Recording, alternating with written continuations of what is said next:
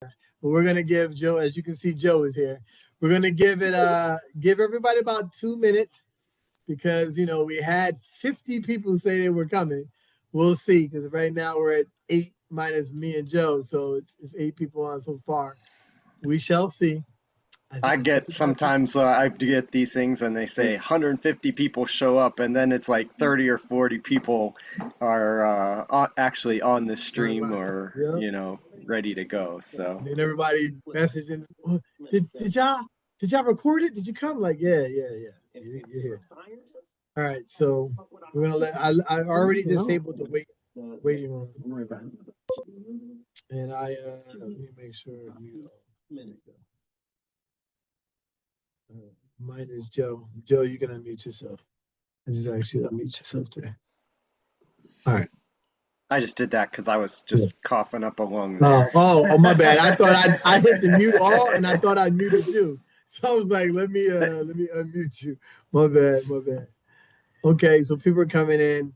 1 more minute, we'll begin. I am recording. Joe's on the line. I will let me drop some merch in the chat. You see the new shirt, the new shirt.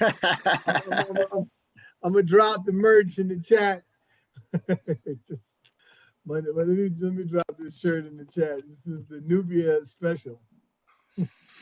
My daughter actually came up with this one. So let me see where is it. See if I I can. remember when my daughter, after we flew up front a few times, and because we'd been people who'd always flown like the back seats in Spirit and Frontier prior to me learning how to do some of these award travel tricks.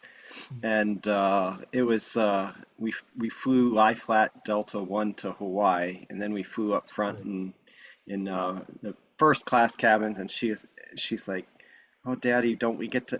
Why do we have to go all the way to the back again?" Yeah, after listen, that taste. My kids is like, yeah, we don't want to do that anymore. Yeah. I can't believe my dad posted something. I was like, "How do you like the seats?" She was like, "No." I was like, I wasn't expecting that. I thought she was like, "It's okay." She's like, "No." I mean, that wouldn't fly. I was like, "All right." So we'll see. They don't know we're flying Delta, but it's just a regular first class. So to Cabo, that's our next trip.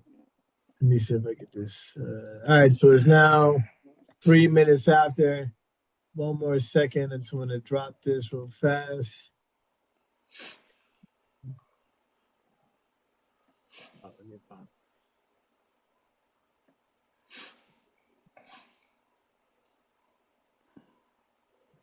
What are we in March? I've actually booked up in advance uh, our master classes.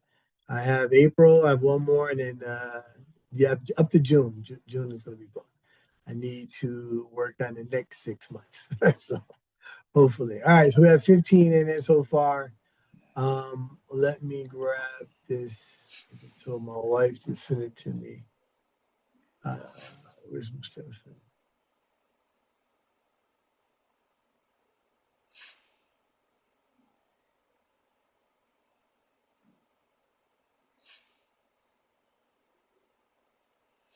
Okay. Nicole's So up in here driving a car down the road listening to this. yeah, I see. I see. All right. So, all right, here we go. Let me hit record. Let me record this, and I shall begin. Recording in progress. Hey, welcome everyone to our March 2026 Master Class. And in this class, we're going to talk about how to find award seats. How to find award seats with Joe. We have our very own Joe Petrovic. He is here well, he's a part of T2T, but he's also a part of Awards Travel 101 and a slew of other groups, I'm sure. So, Yeah. but he is a part of our family, the Chicks of Travel family. I feel like Joe's one of the originals now in T2T. He's been here since the beginning. Been here over over 2-3 years. I think it's been a while now. It's definitely. I think it goes back to like maybe 2022. I Yeah, feel like yeah, it goes yeah. back Man, a I'm about to say ways. that 2021 is kind of when I started. So definitely right after COVID. So welcome everyone. He has a presentation for all of you. I know you're always dropping in the chat or in the group. How do you find these award seats? How do you get these award seats? Well, we have a master class tonight to show you. We're going to give you some tricks, some tips, some tools to use. Take some notes. I see Orain. Orain look like he has his pen and paper. He has a pen and paper ready. Make sure you're taking some notes. Kaveen, are you on? I noticed she's like, make sure I'm on. Is Kaveen on? Let's make sure Kaveen is here. I see Consulate is here. Let me see. Byron is here. Kaveen is on. Maeve is here. Okay. Nicole, I see people here. Renee is here.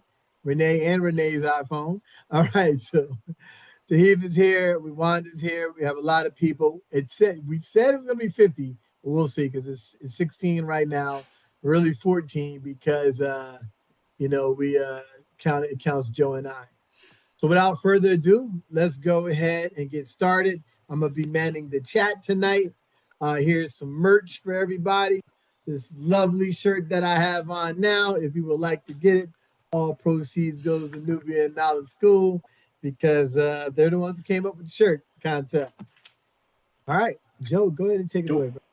Oh, my name's Joseph Petrovic. You can call me Joe, that's fine. Sorry about my voice today. I'm coming off of being sick for the second time here in the past few weeks, so I'm going to do my best to get through this without being too annoying sounding. So we're going to talk a little bit about how to locate and find award seats. It's, I think, probably one of the most important things about travel and travel rewards, because a lot of people talk about, oh, I gotta earn all these points. And don't get me wrong, earning points is great. We love great big bonuses. We love multipliers. We love all of those things that get you to that point. But if you can't find how to use those points and award seats, especially if you're looking at international travel, is the thing that, when I was coming up in this game, I was basically told, hey, you can earn all the points you want, but if you can't find a seat to use them for, what good are they? And if you can't use them effectively and efficiently, then you're just tossing a lot of points at flying that you could possibly do other things. So I'm sure everybody on here has jumped on because they're looking to find the best basic economy seats they can find. Right? Everybody's looking for a basic economy right now. Of course, the whole point of jumping in the miles and points game is doing things that you might not have thought possible before. I can tell you, Ronnie and I have had this conversation that the points and miles game ever dries up, man, it's going to be a lot different looking for the family and me flying around, because I've never flown across an ocean in a seat that's not lie flat. So I'm sorry that I haven't had that experience. I feel like I should do it just so that I can see what everybody else is having to do and what kind of things they're having to go through. I've never done it myself. I've gone to Europe, I've gone to Japan, I've gone to Asia, I've gone to Australia. Everywhere I've gone has always been in a lie flat seat, and I've done it on what's called a Saver Award. And of course, you guys want to probably know how to find those. And I'm sure some of you know how to and have done so already. But I'm not going to go through all of the tools, because I'm going to tell you about many of the tools that are out there to find those things. And I'm sure Ronnie's done presentations on many of these before. But I'm only going to really talk about the ones that I use. And we're going to start with some broad search tools. And by the way, I guess I'll give a little bit of a discussion quickly about the picture behind each of these frames, because I picked an interesting picture that I found from each of my first class flights, and this particular one and the one prior to it was on Lufthansa on the 747 that I found 26 hours prior to departure. So this was first class booked. With Life Miles, it's gotten a lot harder to do that these days, but I used 78,000 Life Miles each for my dad and me to fly Lufthansa first class from your hometown, IAD, over to Frankfurt. And we got to do the Polaris Lounge at IAD and then the first class lounge at Frankfurt because we had a pretty lengthy layover there. And they had this game where you guessed the wine. So it was like, it was the choppiest flight that I'd ever been on. I mean, it was 3 hours of being shaken like this through the air because they just could not find the right altitude to fly at without catching tons of turbulence, and they actually had to clear this off. Unfortunately, I did not get to finish the wine tasting and all that, but they had caviar, and that was the first time I have ever had caviar on a flight, and you know, mixed up with the eggs and the I can't remember what the sauce was. It's not so bad. I thought it'd be disgusting. It wasn't. That's like rich people food, not something that comes from my everyday low to middle income household. So it was kind of fun to be able to say I've done it. Going back here, we are looking at some of the tools. So you have Award Logic, Award Tool, Point Me, Points Path, Point Yeah, Roam, and Seats.Aero are some of the most recognized tools in this space. I use Point Me and Seats.Aero, and I'll get into why I choose those. And but these are the biggest tools that are out there. And how many of you all use any one of these tools? Anybody, you can drop it in the chat. I definitely Seats.Aero. Actually, I think when we were back in Chicago seminars, so Maeve says she uses one of them as well. That's here, points.me. People dropping it. Yes, Ian from Seats.Aero gave me this sweatshirt to wear, so not for this at Chicago seminars, but it was something that I wear my T-shirt, the one they gave us, to the gym all the time now. It's good quality. It's a good quality shirt too. So no, I think there are a little bit. There's actually a bonus tool I'll talk about at the end as well. That's beyond this, but you know, when you look at all these tools, I think that you have to find out what, you know, is going to work for you. Like I said, Seats.Aero was one of the first broad search tools. And so that was, you know, a big search tool as far as award seats. But I always start with Google Flights first because, you know, when you're looking at those kind of things, I'll give you an example of why I do this, is that I'm flying to Japan with my brother and sister-in-law. I guess it'll be end of May, early June here, so in a couple months. And I was looking at award flights. We were trying to fly I guess domestically, from Hokkaido, Japan, all the way down to Nagoya. And Nagoya is basically, it's like 7,500 points in economy or 15,000 in business, 20,000 in first class. And it's an hour-long flight. So it's like, do I want to spend 15,000 American miles or 15,000 BA Avios or anything like that? They're all pretty much the same. 15,000 Japan Airlines miles. When the ticket is in business class, it's like $76. Like, it's $72 in economy and $76 in business. Why am I going to worry about an award flight when you have $76 cash ticket? And that's why I say sometimes cash can be better. I guess it depends on your situation and how you want to use your miles, but I like to have a certain number out of what my miles are worth. And if I can buy a ticket for, you know, $70 in business class, then why would I spend 15,000 miles? It's not a number that makes sense to me. So that's why I say I preface this with, I start with Google Flights before I move on to some of these other ones. There's also what they call, you know, I forgot what they call them, but you have Thrifty Traveler Premium and Straight to the Points are two. They're basically, what do they call them? Note services or something like that, where they just look for wide open swaths of award space and they'll send you an alert. So Thrifty Traveler Premium, it's not going to send you anything about specific dates that you're looking for, Yeah. or not going to be anything about what's the word I'm looking for to talk about this? It's not going to be the airline or the dates that you're looking for. They're just looking for wide open amounts of award space, and they're going to send you that.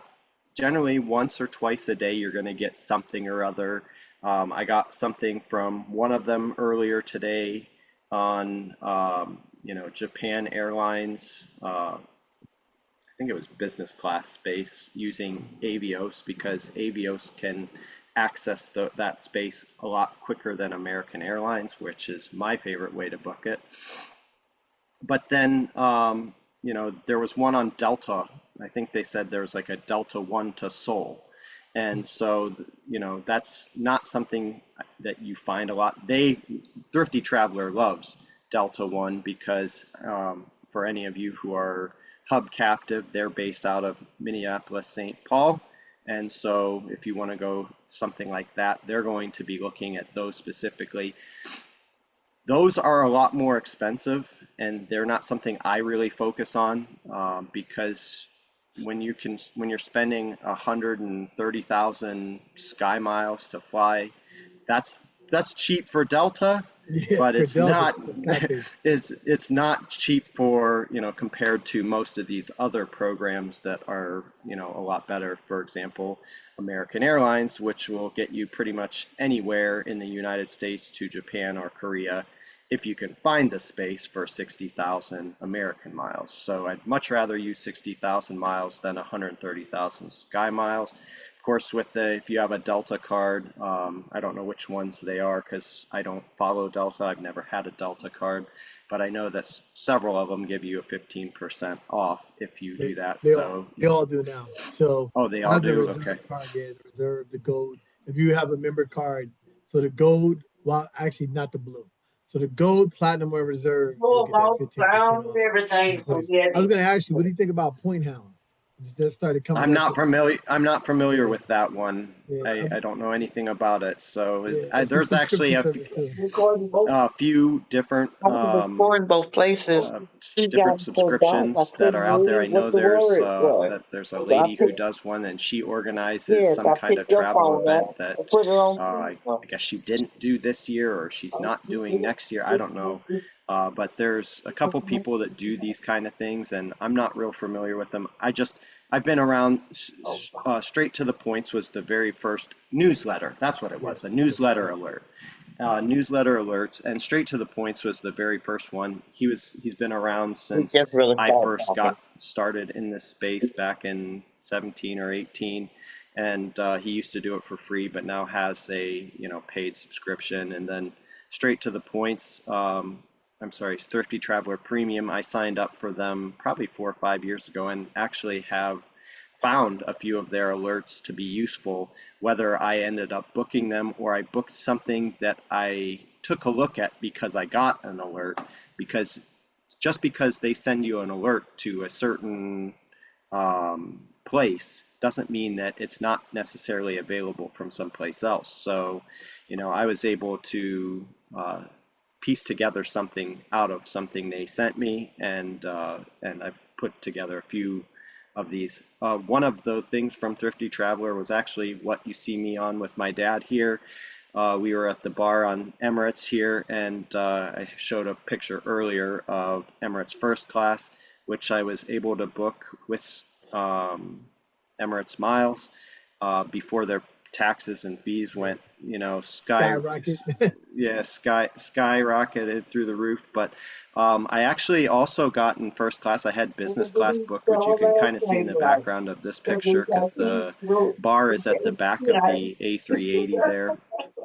But I never, aside from walking through business class, we never did anything else because we managed to get upgraded to first class an hour and a half before boarding. So I knew there were 4 seats left, and as soon as we checked in, I made sure I told the agent that I would like to use some SkyMiles, or I can't $5. remember what are these things? Skywards, not Yeah, SkyMiles. Skywards. Yeah, Skywards miles. I said I'd like to use 30,000 miles because on the Europe and on the 2 Europe flights, which this is fifth Freedom flight, so this was from Milan to JFK, but they on the Milan to JFK and the Athens to, where's that one to? Is that Newark? I can't remember where the it's Newark. It's Newark. I It's think Newark. it's Newark. It is Newark. They'll charge you 30,000 miles to upgrade, so you can upgrade this particular flight into first class if they have any seats available. And Emirates will do that right up to on board. I mean, you can be literally sitting in your seat, and if they have open seats, you say, hey, go tell your flight attendant, I've got 30,000 miles in my account, I'd like to upgrade to first, and you can do that. It was also the time to be alive when it was only $100 in taxes for that route. Anything that didn't touch Dubai was lower in taxes. I was like, let me hide my nose for sure. And we did that. So, so going to the broader search, is Seats.Aero, and like I said, I use Seats.Aero. I think it was probably one of the first broad search tools. You can use this tool for free. If you haven't used one of these broad search tools, Seats.Aero is something you can just pop into your web browser and you can start testing it out, see how it works. If you pay to join their premium or their pro, you can actually look out up to 360 days instead of just 60 days. You can also set alerts, and this is how I end up finding a lot of the seats that I end up getting to fly, because I'll get alerts. And I don't have time to sit here all day. I actually, unlike what most people think, I have a real job, and I don't just search award seats all day long. I don't have time to do that.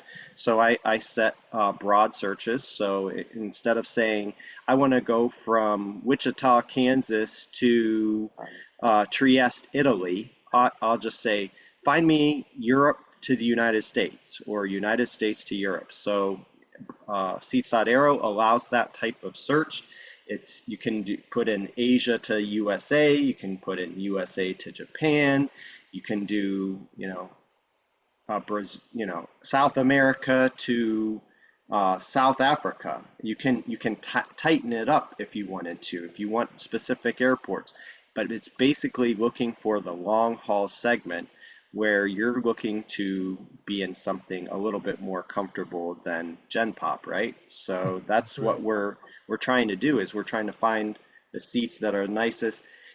And I think Seats.Aero will cover a lot of the airline programs, but not all of them. So Rome, you have to see which ones are going to do what type of travel that interests you. And if Rome does a better job, or Point, or any of these different ones do that, that's what you have to look for. I think, yeah, go ahead. I was going to say another thing to add too with Seats.Aero that I love, a lot of people don't know, is so people, you live in like, just give I'm trying to think of a least place to live when it comes to word flights. It's a lot of those. Bismarck, South Dakota. Yeah, South Dakota. Or North Dakota. Right? Yeah. So what I always tell people, the great thing about Seats.Aero is you can put multiple different locations that you're flying from. So I put all 7 of my airports. I'll put JFK, LaGuardia, Newark, Philly, IAD, DCA, and BWI, all as my leaving, and then I'll put 3 or 4 places I want to go to and do a search. I'm telling you, Seats.Aero is one of my favorites as well. It's my number 1 to go to. And Rome and Points, yeah, I like them. I like the free versions. So I only have the free version. But Seats.Aero, I have the premium version. That's definitely one I would recommend as well. Seats.Aero is a good one.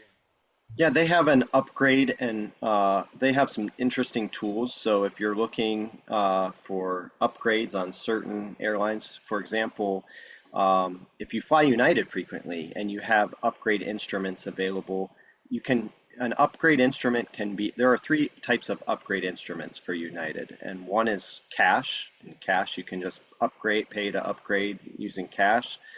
You can use miles to upgrade. And if you're an elite member who is platinum or above, so platinum, 1K, or global services, you'll earn what's called plus points. And those are a tool that can be applied to your reservation. Unfortunately, unless you're global services, they don't apply to award bookings, so that only apply to a cash booking. But if you had a cheap cash flight somewhere, you can use that to upgrade your flight or make yourself at least eligible for upgrade to a seat. And I used this actually when I became 1K. I only kept 1K through a challenge. I got it because I had American Airlines Executive Platinum, and then I had enough travel that I was able to manage to keep the status for the rest of the 18 months that it was going to be. But then I got some plus points, and I found cheap tickets to Mexico, and we ended up upgrading our seats so that we had first class there. And I upgraded my wife and my daughter, and then as a 1K, and there were seats available, and my son and I got No, comp upgrades. I'm gonna watch it and use my Seats on Aero will headphones in it find these types of things, and they'll tell you all of the and seats put that a are little bit of available your for cream plus on it. points. And popular airlines like Lufthansa, like Japan Airlines, like um, ANA. Those are things that people often want to be able to fly first class. They have A&A? special tool that will find just those. There are a lot of other tools within there, He said he's going so to you can Japan do in, like I think, mapping, and May or you something. can look at your destinations and map out the distance. So they built a tool that replaces Great Circle Mapper, which used to be around. It's kind of a hybrid around now, but it doesn't exist in the way that it once did. And then if you're within that pro section, they have a subsection called Rooms Arrow, which you can set alerts for the hotels you're going to as well. So it'll search most of the point hotels that are out there: Hyatt, Marriott, Hilton, Choice. I don't know if they do Wyndham or not, but IHG. yeah, IHG. So if you have points in one of the hotel programs, then you can use this, and it's no additional cost to use that. This particular flight was ITA, which is the Italian airline that used to be known as Alitalia, and this is on their brand new A330-900 Neo. So my dad and I flew that. We used one of the point programs that I will tell you about here in a little bit. Point.me I use this, and a lot of people ask, should I have Point.me? I don't know that you should or shouldn't. I think it is the original search tool. This was a tool that existed it was under a different name His many background is years pitiful. ago, probably going back to 2019, just before the pandemic. They basically closed it off to the general public because it was like $30 a month at that point in time, and it was super slow. Anybody who complains about how slow it is today, it was bad slow back then, and it didn't have all the programs that it does today. But if you're looking at a specific date and time and place and things that you need something very specific to that, this is the best broad tool there is. They search more programs than any other one of the programs that I've listed or we've talked about to this point. And I got to be one of the first 50 beta testers because I stuck with it through a time where, they were going through a bunch of changes and trying to figure out what it was going to do. So admittedly, it's not as fast as, say, Roam, but they don't use cached searches like a lot of these others do. When you're searching, millions and millions of dates, you can't necessarily search live, and it costs them money every time they perform one of these searches. So if you're searching millions and millions of these airlines every single time live, they want to make sure it's worth it. So you're not going to, there's not a lot of alerts. When I first did it, there were 0 alerts. you could only search one day at a time. Now I think it kind of hybrid searches plus or minus a day in front of whatever day you choose to pick. But like I said, when I'm trying to look for something and I say, I have to be in Chicago on XYZ date, and I'm going to use this to start because sometimes it'll find things that I wouldn't have thought of necessarily off the top of my head. And it can be a useful tool, although I think it's actually one of the more expensive tools as well. So if you're, they have also, if you, the free well, not free necessarily, if you have AMX, then you have the AMX.point.me, but that one, yeah, that one only shows you only Amex partners. What AMX partners and who AMX transfers, which is a lot, but which you can kind of infer in a lot of cases because a lot of time there's overlap between American Express, Citi, and Chase or any of the other partner programs. So as you see here, this is the Etihad first class apartment suite, and I've never done the residence. Has anybody here done the residence? It should be. I feel like Peter would be the one that they offered it to me, but they came at me with like over $5,000 cost, and I was like, I'm not paying that. And they said, I'll make an offer. I said, you know what? I'm in the apartment already. If I was going to be flying with my wife, you know, a little bit of something going on here in the residence, I might have been up for it, but you know, just flying by myself, I said I wouldn't even give you $1,000 to be honest. So, you know, they came back to me with an offer, I think around just under $4,000, and I was like, again, you know, not worth it. But it was a fun flight from all the way from Abu Dhabi to JFK, and it was, if you ever get a chance to do that, it's not the cheapest. You can book it on American Miles for 115,000 or between 160 to 200,000 Etihad guest miles. And that's what I ended up using because I needed it on a very specific date. And that's those miles, remember, for the resident, that's for the apartment. So the residents, a lot of times, you have to pay cash to upgrade to the residence. I've seen it booked, but we're talking like millions of points. It's not worth it. It's better off to book the first class and then upgrade because the residence is only, if I'm not mistaken, it's only two seats on the left and the right, right?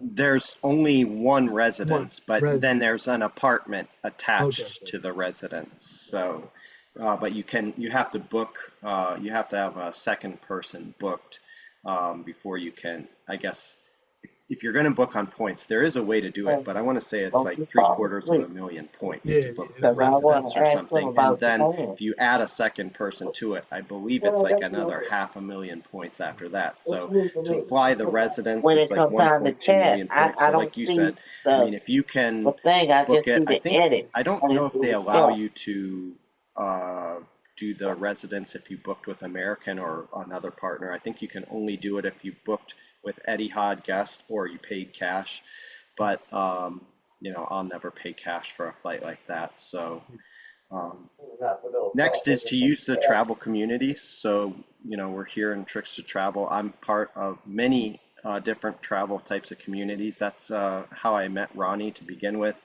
Was that he ended up posting in the travel community I was managing at the time, and it was something that I you know, like to see how people are doing things, and you make friends in this space. It's where really the real knowledge hits the pavement.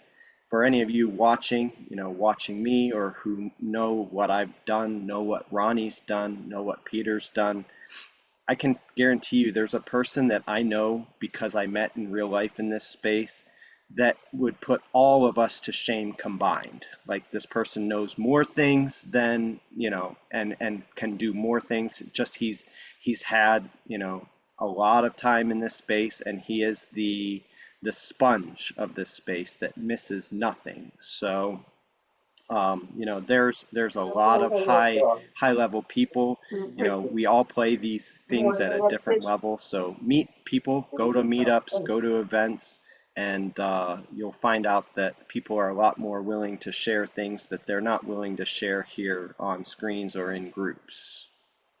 Yep.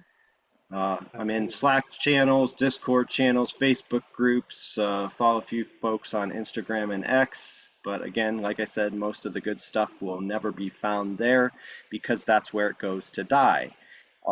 All of you, United Travel Bank right now, yeah, because everybody yeah. talking about it on Instagram. Yep, it's that's why you won't find that stuff there.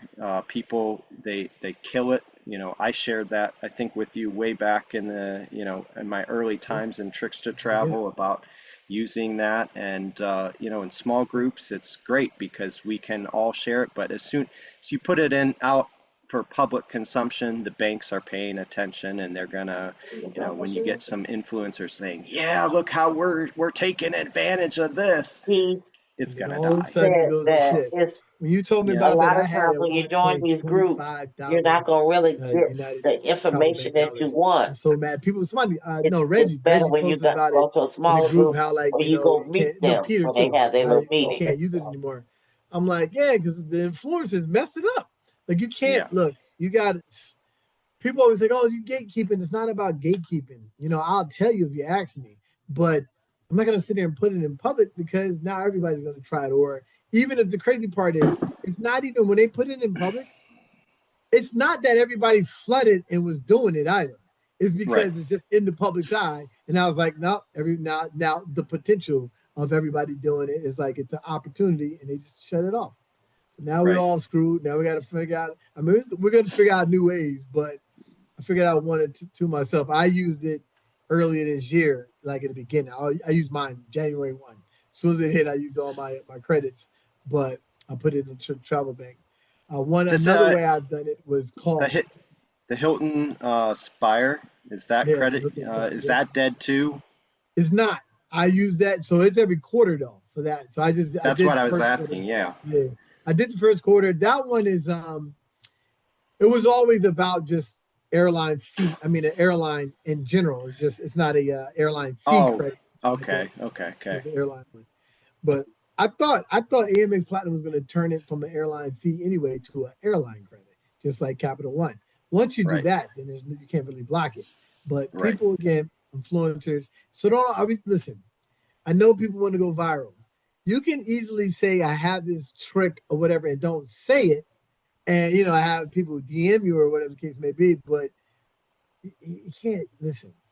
Stop running your mouth. That's all I tell people all the time. Like, you don't have to put everything on the internet. Like we can post it in groups, private communities where people can't share the actual, like here, we post something here, you have to go out your way to share it. You have to screenshot it. You know what I mean? Like you can't just share it. And that's what we have to think about. Credits and stuff. Yeah. Always use Natalie's. I use my credits ASAP. As soon as it hit, I'm trying to use my credits. Yeah. Another a good source, if for those of you who may follow like X or is called Doctor of Credit, and they have a website too, but it's also a million years old, and it still looks like a million years old. But there's a lot of good information there, even if it looks like something that's inane. A lot of times there are things that they'll post about that are loosely hinting at something that, if you look at it deeper, there's probably something more to this than will actually you'll actually find in it as at surface level, because there's deals and stuff like that he's not trying to kill either. So definitely do that. That's something. This was Japan Airlines. If you have Marriott Bonvoy points, a lot of people don't know that you can transfer them to airlines. Marriott Bonvoy actually had and may still have the most points transfer partners that exist, period. And so I was able to book this. This was two days before departure that I was able to grab this. Marriott points is about it should be 30 to 10, 30,000 Yeah, and if you look Bonvoy at for it, 10,000. it's about three. If you want to Yeah, break it out at 3 divided by yeah, 1.25, because you get a 25% bonus on it. yeah. So every 60,000 Bonvoy points can become 25,000 airline miles. In this case, at the time that I booked this, this was 85,000 miles. So um, I needed a 240,000 technically, but So it takes two and a So half the points Nicole to asks, carry out are we gonna Bonvoy do a to run walkthrough? Like for a, can you a give it like in this Delta presentation? or either Can you do a pretend flight yeah, walkthrough? let me finish up. I American. can do somebody give an example or something, and that's um, I can certainly do that. I wasn't You got planning to, Bible but it's Hotel not for that hard. it? So I'm just giving like tools and access, but we can do an example.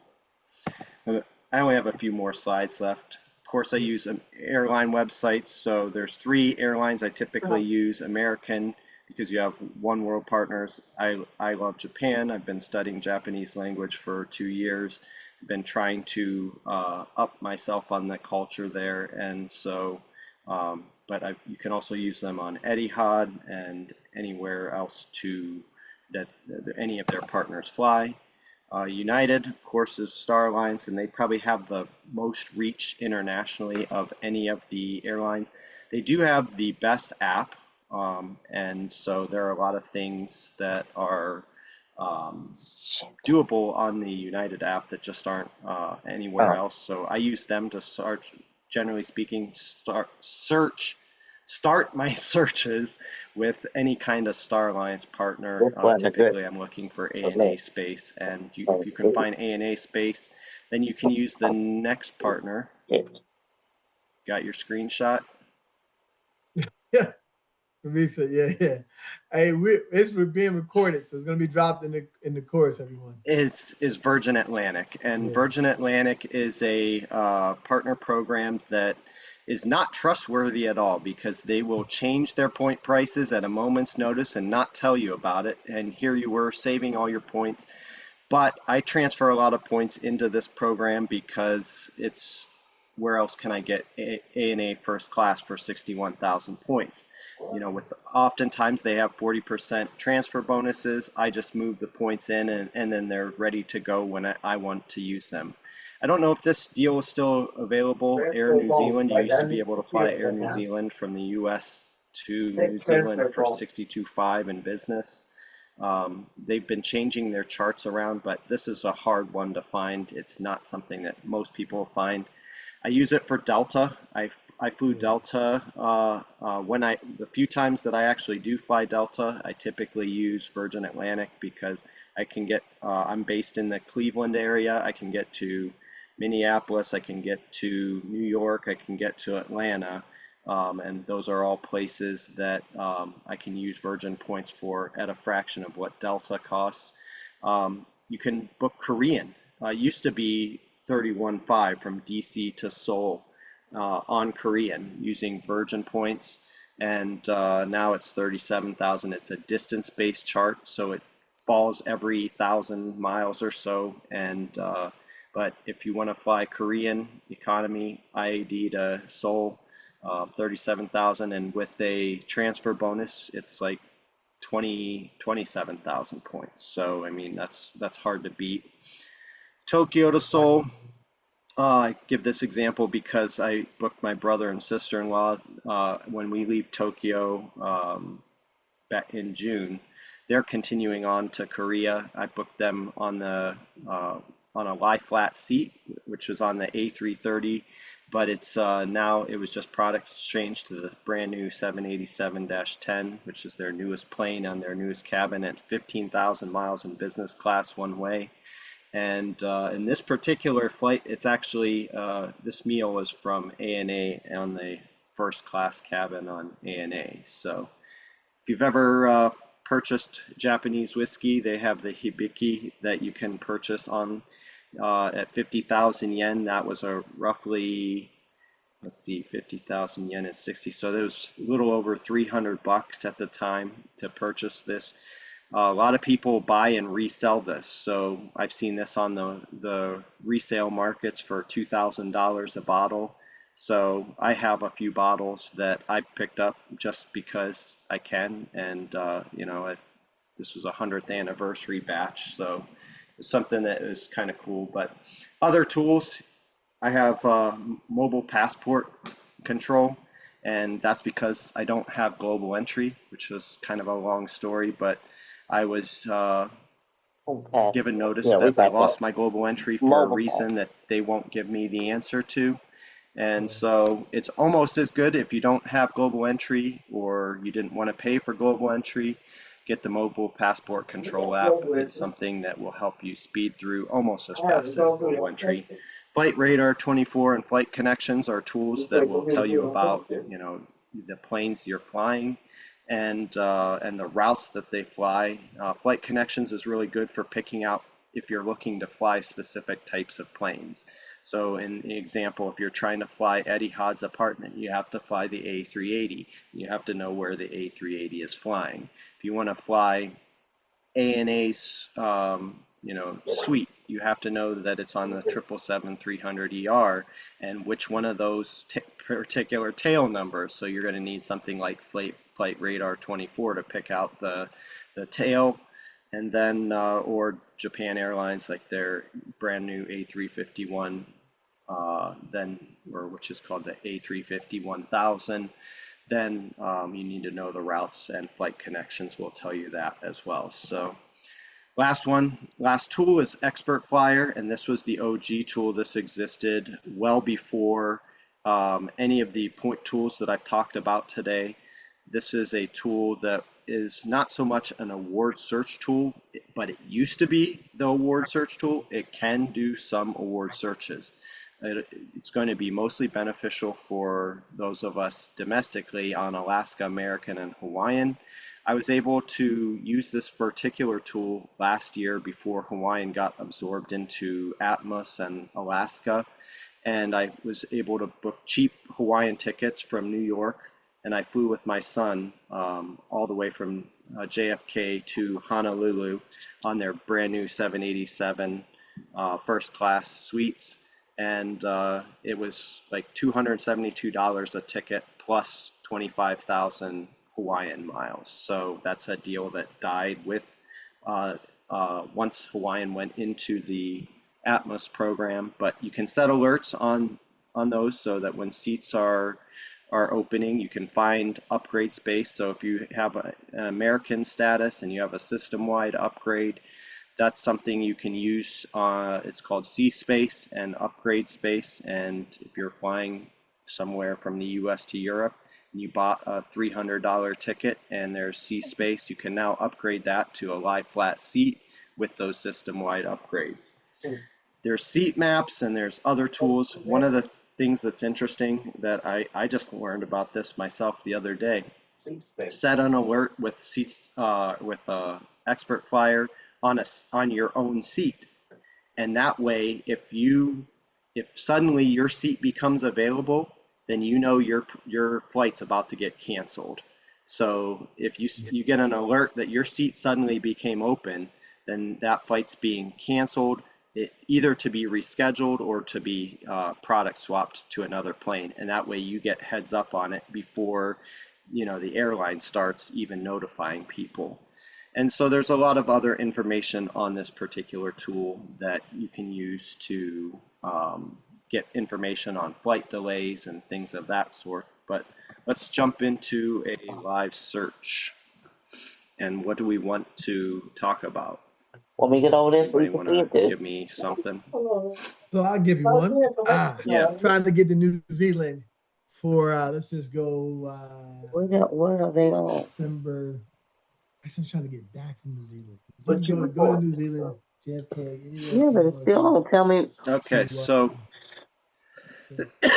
you can actually search this particular setup, and you just put in ANZ, so Australia and New Zealand, and that's the large airports.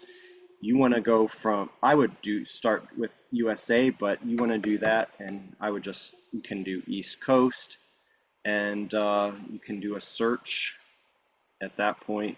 I'm doing 180 days plus or minus. You can do some adjustments here to make it so that they're direct flights. Of course, I don't think there's any direct flights. No, I think it's not. Chicago might have one to New Zealand. I think they might have an option on Air New Zealand from Chicago and Houston. Houston, Chicago, LA is where I believe they fly this Yeah. particular route, but you can LA. pick Yeah, you can cabin. choose your cabin. Yeah. So Choose you can business do or first. premium economy, business first, or business or first. That's what I usually do. And then I redo the search. So what you're looking for is specific things that aren't going to cost you a gazillion points. Is it showing my screen, by the way? I'm sorry, I Yep. can't Yeah, see. no, it's showing your screen. It's showing Okay. your screen. You can hit that, I just thought after all of this, I'm like, I'm talking about all this stuff, and it's like, is this even showing up? Okay. So lots and lots of points. What's this here? JFK to Sydney on AA in first.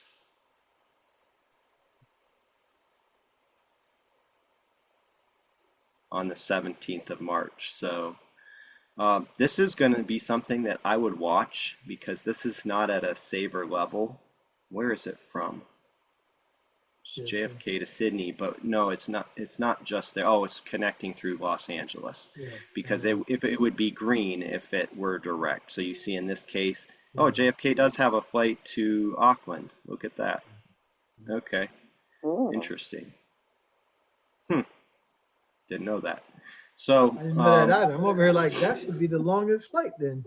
You know how the one from JFK to Singapore in 19 hours. yeah. That's like So Nicole asks what saver level is, and that's something that you kind of, I don't know how to really best answer that as far as, because saver level is going to vary from airline to airline and program to program. But saver level at a, I guess a base level is the lowest level award flight that particular airline is flying is willing to offer to partners.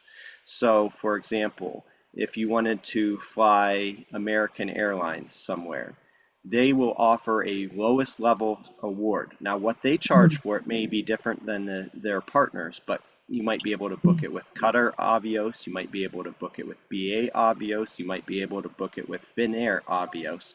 All of those are going to have different prices because each of those programs, despite using even all of them using the Avios program, they all have different charts and how they price out something. Then you can, of course, here you can use Qantas, you can use Cathay Pacific, Asia Miles, you can use Japan Airlines, all of those things. But that means at the saver level, it just means that all of the partners should have access to it. So anybody that's part of a One World Access partner should have access to the saver or the lowest rate available to them. And that's where you are able to find some of these flights and use these programs to save and travel more for less. It's like, how can you leverage them to get the best deal? I'm not going to always use American Airlines miles despite having status with them. I'm not always going to use them to book my flights, because if American Airlines charges 25,000 miles and I can book something through Qatar for 14.5, then I'm going to book it through Qatar. And then I can add my status number back. I can add my frequent flyer number. I can call American Airlines up and say, hey, add my American number, and now I can add my status benefits to the flight that I used that I booked through one of these other programs. Does that answer the question, Nicole? So Nicole was saying like there's no real way. The thing, Nicole, you have to know, for example, I'll give you like, once you start looking up flights and you're in particular, like the prime example is Singapore Airlines. So Singapore Airlines literally showed you there's only two rates with Singapore. It's the saver rate and the regular rate. So a lot of times I tell people, you have to look at, it is based on the different airlines. Like Singapore Airlines, I know that, oh, it's 193, that's the normal rate. 110 is going to be the saver rate. When you see these here, if Ronnie, you see look things, at this, man. Which one? You got JFK to Auckland in early August. Yeah, 80,000. There you go. That's Yeah, a that's the saver saver rate. award. Exactly. Yeah. And then you got to look at, I was going to say that the length of the flight. So I always do about, I think I say, 10,000 miles every hour or something like that. And once you get below that, then you know, like, okay, that's a saver rate. So I'm flying 10 hours. I'm willing to spend, maybe 100,000 points for it.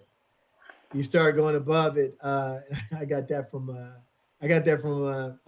Julie. Julia, she was like, yeah, it's about 10,000 miles an hour. I was like, all right, I can go with that. But that right there is a saver rate. But the crazy part with that rate that you see, JFK to Auckland, click on that for me. Hit the eye. 10 Let me hours show don't you go no more than what's 10,000 crazy. points. Because I see this with United a lot. So US carriers always think they're like superior to everybody else. I don't know why. This is just my personal opinion. I flew to Kenya, right? 88,000 miles one way to Kenya, and it was, Turkish Airlines business as well as United Polaris. The reason why it was only 88,000 because I was flying on Turkish Airlines business is one of the legs, and then it was Qatar, the shorter leg, maybe from I think it was Istanbul back.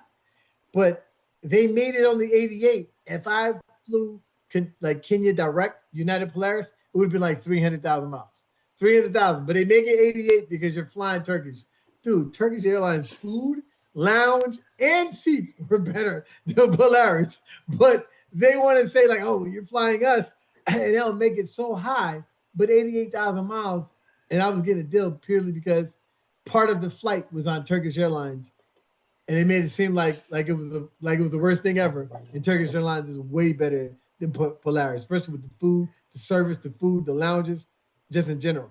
Now Renee had her hand up. I know Renee, I had muted you because I heard background noise, but you can come off mute and ask your question. Hi. Okay, so interesting information shared here. Thank you so much, Joe. Okay, so I have almost 400,000 points, and I have not been able to make it to any kind of business class or first class seats. I'm just keeping it real. Each time I look, like I use the points.me, and I'll see a rate, or I'll see and I click on it, and it's showing me how to transfer my points because they're VentureX Capital One points. But I think maybe where I'm going wrong is I want to make sure that that flight is available before I transfer my points, because once I transfer it, I can't transfer it back, Right. You just go directly to the airline. You go directly to the airline. I never at Seats Aero, I find it all the time, but I never book it from Seats Aero. You don't technically book from Seats Aero anyhow. Even when you click it, it brings you to the site itself. So you always go to the airline. Like I look at the path here, you see like here, so it's JFK, Auckland. I guess that's direct. Well, these are all the ways. But the thing is, Ronnie, if I see something and I go to the airline directly and I'm looking for that, I don't see it over there. I don't see that option over there. So then I'm starting to set up memberships with different airlines, trying to see if maybe because I'm not a member, they're not showing me the award seats. Because of course, as far as they're concerned, you don't have points. Why am I showing you my award seats? So I'm trying to figure out, how do I move from points, having these points here, to actually scoring my seats? Well, so there's a few things. One, so I've seen this too. One, you have to, when you go to the airline, so you find the airline, you find whatever rate that you're seeing. And when you go to the airline direct, a lot of people don't you have to put exactly the exact same information that you see there. So from this airport to this airport on that particular day. And then a lot of times, because it depends on who it's operated by, a lot of times, especially the US carriers, they'll show you just the rate. You got to click that little, like, show me the lowest, show me the filter. Click the filter and you'll see it pop up a lot of times as well. But almost, I would say at least 80% of the time, any flight that I find on these search engines, you're going to find it, especially depending on how often they refresh. So Seats Aero is pretty good. Point.me, I haven't used it. I paid for it once. I think it was $129 for the year, whatever. I paid for it once. I still have the AMX one, but I don't use Point.me anymore because I don't have the paid version. But I know that it, it looks up, even like Joe's looking up now, he has one. So we can show you where you have to look at, like, you have to actually look at the flight. They give you the number of the flight. Also, if you, there's a few things I tell people. So when you're in search seats arrow, right? Or whatever search engine. So a lot of times I want to just see what it is. I'll put one person.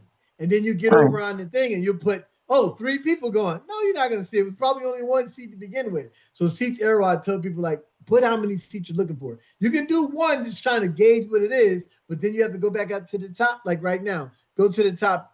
Joe can go. We saw this seat, right? He only has it on one.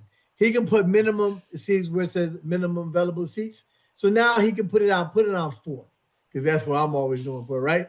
That flight might not even pop up because, like, yeah, buddy, you're not getting 4 seats. That particular flight he just saw. So look, boom, gone.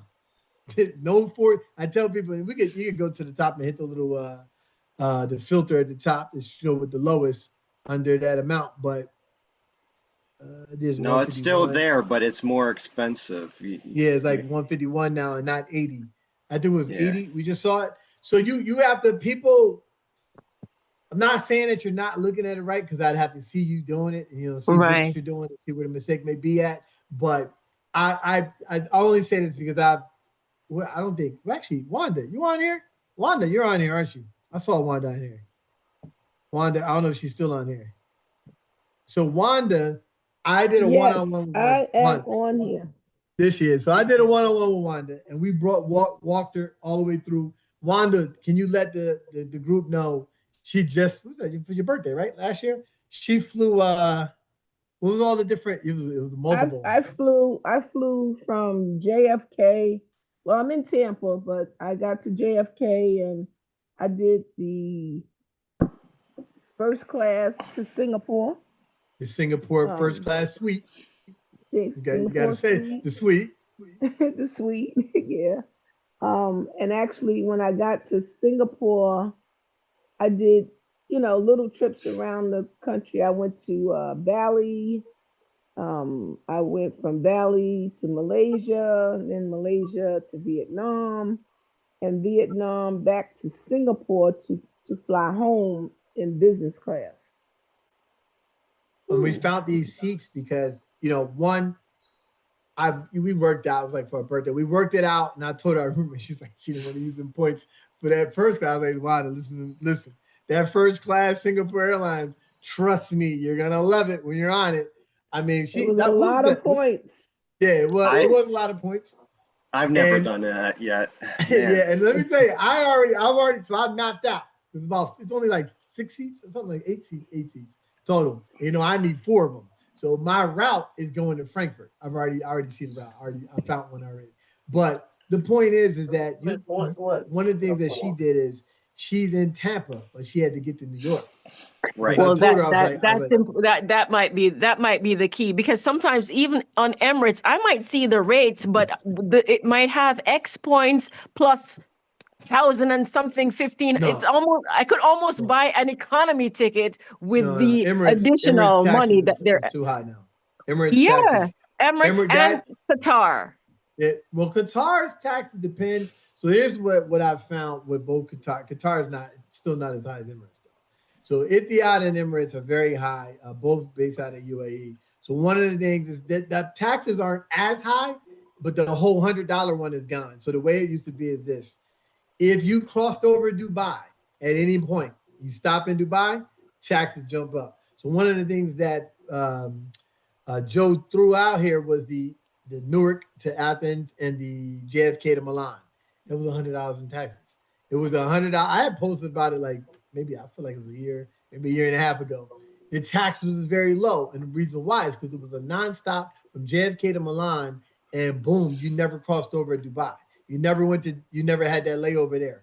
Once you cross Dubai, the taxes go up.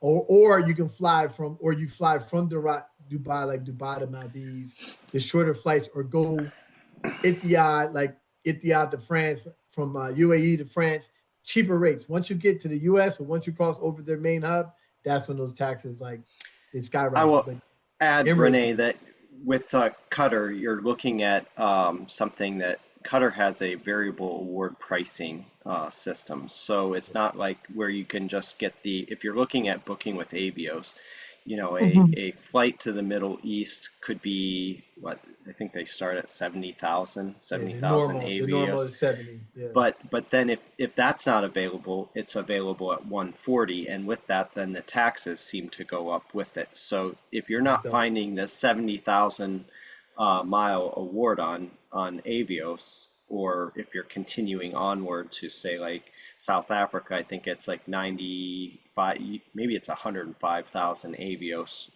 from like US to Qatar to and then Qatar to As like South Africa. It's like 105,000 Avios, I believe. I think I And I just did never it. see those low rates. It's always 200 and something, and the points. So when I hear you say you use 78,000 points for business class, or Ronnie saying he went somewhere using X points, I'm like, why am I not seeing these low That's rates? that's where the One, alerts come in. yeah, That's it's really where the alerts. alerts and setting and either Oh, that or booking it at schedule open. So if you okay. book at schedule open, oftentimes these programs will open up so many seats. For example, I can tell you that every single day, Japan Airlines opens up 1 first class and 2 business class seats on each and every plane they fly to the United States. But Until it's filled up. if you don't grab those at the time that they open, many other people will, and so then you're at the what is it? What's the word I'm trying to say? You're at their Mercy. disposal. They're What's mercy. Yeah. yeah, you're at Yeah, their their discretion. yeah, you're at their mercy for to when they might, if they open up space. And Japan Airlines, for example, is you know, people say, oh, how I can never get business class. Well, it's hard to get it if you didn't get it at right at the beginning, which is 360 days out. And actually, there's a trick to Yeah. make it 361. But you know, that's one of those things that gets nerdy, like people like me do. And you start looking at it and saying, how can I do that? And then if it doesn't, though, oftentimes within 14 days, you can grab it again. It'll become available. And because now they haven't sold the seats, and you have to look at and say, oh, let me give you an example of something that I did about a year and a half ago. I was in Florida with my son.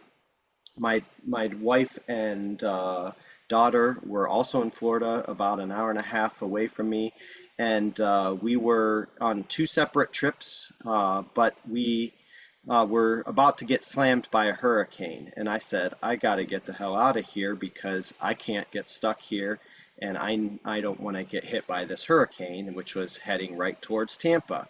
And so I ended up booking an award flight home, and there were all kinds of award seats, not out of Tampa, but out of Orlando.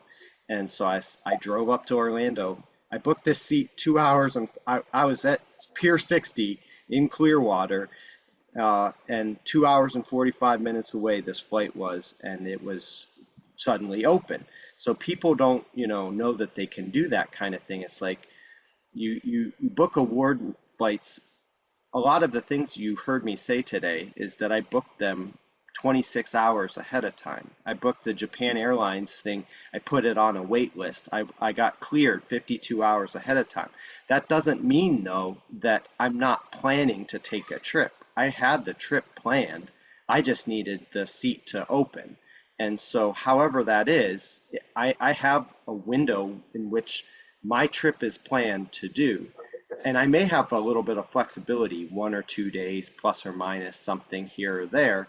And I say, okay, if anything opens, when I got Lufthansa first for my dad and me, 26 hours ahead of departure, I had actually planned to leave the day after that flight. So we had to plan and what we were going to do on an extra day arriving earlier we were actually going to Croatia at that time. So we ended up in the capital in Zagreb, and we were like, okay, well, we got to book an extra hotel. But I told my dad when this was happening, I said, I'm watching this particular flight because there is only 1 seat filled on this 747, and I'd never flown a 74 and wanted to be on that in first class. I was like, if it opens up, be prepared. We're going to leave early. And so we did. You know, that's what happens. It's like there's some little bits of flexibility to those kind of things. And I did the same thing for my brother and sister-in-law when we went to Japan for the first time.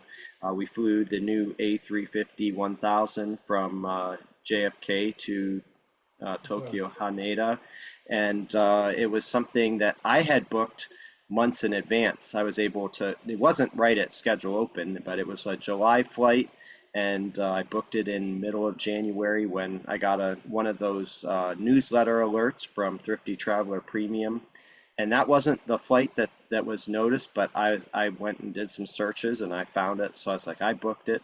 And I booked them on the same flight in premium economy, but 24 hours prior to departure of that flight, I was sitting in an airport and I was like, let me check again and see if I can get them in business class. And sure enough, it opened up and I booked them in business class, and they found out when we got to the airport that they were flying business instead of premium economy. So there's other, and Nicole, I see you have your hand up. There's two ways to that. So you have the different type of travelers. So Joe, he's flexible. He grabs the last minute ones, a lot of last minute deals, right? For me, I'm flip side to that. I'm always traveling as a family. So if traveling as a family, I book well in advance. For example, I think I posted about it. I already have Christmas booked. We're flying to Phuket. We're flying at Qatar Q Suites to Phuket, but I'm still trying to get my flight back. My flight back right now, I got some Turkish airline miles, so I have an alert. Here's the other thing when it comes to Qatar. So Qatar has the flexi rate. The normal rate is about 70,000, and then it's, so whatever flexi is this, whatever the normal rate is, flexi is double. And they do this whole double rate because they want, oh, you want this seat? Well, here, you get it. If you want it in advance, you want it early, here's the flexi rate. So one of my tricks to get a little less is I went ahead and booked 4 seats at, I think, 140, whatever it was, each person, 140 going. And then I put in an alert.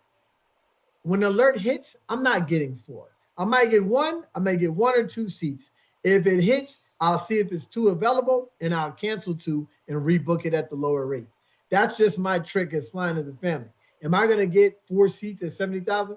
Probably not, unless I wait to the last minute and it's not sold out. So you have to either be flexible with, you know, it depends on how you want to do it. So for me, I fly only the federal holidays. I've been doing the same thing for 10 years. You know what I mean? I fly during the federal holidays when my kids are out of school, and I book it in advance. My year is already booked out. We're going to not Milan, we're going to Monaco and the south of France. Like, my whole year is already booked. The only flight that I don't have booked right now is the return back on January the 2nd after the New Year's, and that's coming from Phuket because I booked in advance. And now I put in alerts and I wait, because if something drops, I will cancel one, not all. So I can't. That's the other thing too. When you're flying as 4, I get an alert that says like, oh, one of these tickets is cheap. It's not going to be 4 tickets. I cancel 4, and then I'm if I cancel all 4 and try to rebook, I'll be screwed. Right. So I'll book, cancel 1, rebook that 1, or see if there's 2. But I've to this day, I've never gotten 4. I can tell you that right now. 2. But Ronnie, you have a distinct advantage too, because you're not, those points you'll just use another time. But for somebody who's transferring points to make that happen, if you're doing this, okay. So Renee, listen to me. I never Delta, United, and AA. I live in the United hub. Delta, I built up for like 3 years. I get my points in there, and then I try to go find deals. So Renee, where are you based out of? Where you live at? I'm in Fort Lauderdale, so I can go Fort Lauderdale or Miami. Okay, so right there, trying to do that. Miami's a good international, but it's not the great. Like, unless you're going to South America, like you're not really. So now you want to look at, okay, you might have to go to New York. You might have to come into IAD. You might even go to Houston. I'm about to say, or Chicago. That's another. So you have to look at different hubs, because when it comes to points and miles games too, sometimes where you live at, it might for lack of better words, you might have a shitty location. I straight up tell people, like, you might not be in the greatest award location, but you can move around. So some of the things you live in Fort Lauderdale, you can do like what we do is I have the if I'm fun, it's 4 of us. So my wife and I both have the Delta Reserve, but we once had the Delta Platinum. It gives you to buy one get one free. So we'll use that, or they'll have those Southwest deals where the companion, you do something like that and use those to get around to a better airport and then fly from there for whatever point deal you want to look at. But booking from Fort Lauderdale, I'm gonna tell you, FLL, you're not going to get anything. Sometimes you look at it and you're running into a search problem where there's too many cities you're searching. I mean, if you're trying to fly from Fort Lauderdale to some little city in Italy, then you've got all these connections that it has to piece together, and it's not going to do it. So you're just going to have to build a positioning yourself. And I'll give you an example of that exact Lufthansa first class flight that I flew. I actually flew 3 different tickets to get to Croatia, and not one of them was on the airline that of record that I actually flew. So I flew Cleveland to DC on using Air Canada miles. Then I flew DC to Frankfurt on Lufthansa using Life miles. And then I flew Frankfurt to Zagreb on Croatian Airlines using United miles. So I had 3 different tickets to put that thing together, but I got the piece that I wanted in the cabin that I wanted. And I actually had a backup in place. So the thing is that I was, at that point in time, I had 1K status, which gave me access to Saver Awards on United through there. So that was before they raised the price. I had 60,000 mile business class tickets to London, and then I was going to position from London over to Croatia from there. So it was, it's always about changing and how can you position the game to better serve you. And sometimes you can't get it from your home city. You have to go. I'm from Cleveland, I fly from Cleveland. I'm actually an hour away from Cleveland, but that's where I have to start out. So I may have to go to Chicago. I may have to go to New York. I may have to go to Houston. I could even go to LA. I don't want to, but I would, if it was like Japan Airlines first class service, then I'm going to fly to LA to do that, and that's a 5-hour addition to the travel. Another thing, look at Renee and then Nicole. You ask your question is you can do this. So if you look at Fort Lauderdale is where you're flying from, and this is what I do just in general. Even though I can drive, I got 7 airports. If from Fort Lauderdale to wherever you're trying to go, let's say you're trying to go let's go Fort Lauderdale to Singapore. Let's just say that one because it's easier for me to digest for you. Fort Lauderdale to Singapore might have 2 stops coming from Fort Lauderdale. So you're like, okay, I got to do 2 stops just to get to Singapore. Why don't you just add 1 stop for Fort Lauderdale to JFK and then take JFK nonstop to Singapore? You're still doing, you're having a stop in there, but now it's only 1 stop instead of the normal 2 just coming from Fort Lauderdale. You have to think sometimes outside of the box. And I tell people, like, Florida, just again, you can get that. You don't have to go all the way to JFK. It could be IAD, but JFK might be at cheaper rates, especially from New York. I know New York to Florida, you're looking at like $250 round trip sometimes, depending on where you're trying to go, when you go. Right. But I've helped too many people, whether it be Florida or not. Like, it's not if you think you can't do it, you won't do it. I always tell people all the time, you think you can't, you look at it and you automatically come up with an excuse. I say, you got to come up with an option. There's it's way too many people I've helped take their dream destinations with less points than you have. 400,000 points, you can go wherever you want to go. You just got to make it, you got to maneuver or figure out when you want to go. And again, if you're not going to do last minute, then book in advance. If you always tell people, look at your always fly the holiday that never changes. That's the same every year as your birthday, and that's the best time to go. I do so. Even Kaveen said I do it all the time. She flies to Dallas, IAD, JFK, LAX, and And Kaveen now I'll do that. Now I'll start expanding my search and thinking beyond my home airports. Because I flew to South Africa for my birthday, and we were in economy. I'm like, listen, I can't do this again. I just flew to South cannot. Africa. You could have just flew to New York and flew to South. We flew to South Africa for New Year's. I Yeah, posted we're about it. going We did. we're going to Japan in April, and I'm like, okay, let me see if I can finally Gotta score move. some You gotta points. move away. I would look even for April. I would just when you do your search, look for if you're going to Japan, look through Yeah. JFK, Newark, even Chicago. They have Chicago's like has nonstop. more award space than any other airport. If you're looking to find a premium cabin, your chances of finding it out of Chicago O'Hare is better than any other single airport in the United States. Really? Wow. Yeah. Yes. And he tell you he knows all about Japan. So I have 10 tickets booked through there. Actually 12 now that I think about it, because I have 2 on ANA as well. So it's so your definitely award flight So we not right there going with straight Joe's to training. You Japan. just look from so now you're looking from Chicago and you pad in the extra day to make your way to Chicago. Don't even stop looking from Florida. Just like Right. not to say that it may not be an option, but from Fort Lauderdale, I'm saying right now, you're not going to see. Not trying to go to Japan. I mean, if you're not going from Chicago, then you might as well go from the West Coast. If that's the case, 'cause it's easy.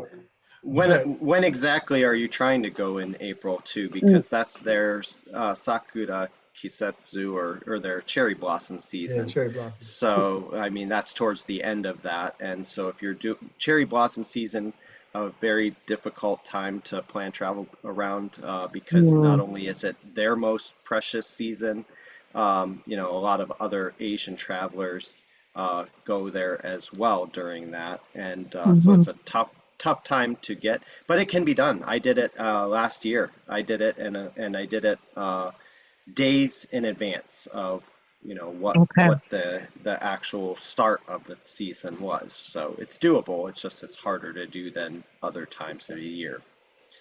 Okay. Nicole, you had a question. I know you had your hand up at one point. I don't know if it was... Yeah. I feel you, Renee, on how I can hear your frustration, and I feel a similar way. I feel like I have so many points and I have not figured out how to use them. And I think I have a lot of them through American Express, and I have some through, I think it's Capital One, just a few through Capital One.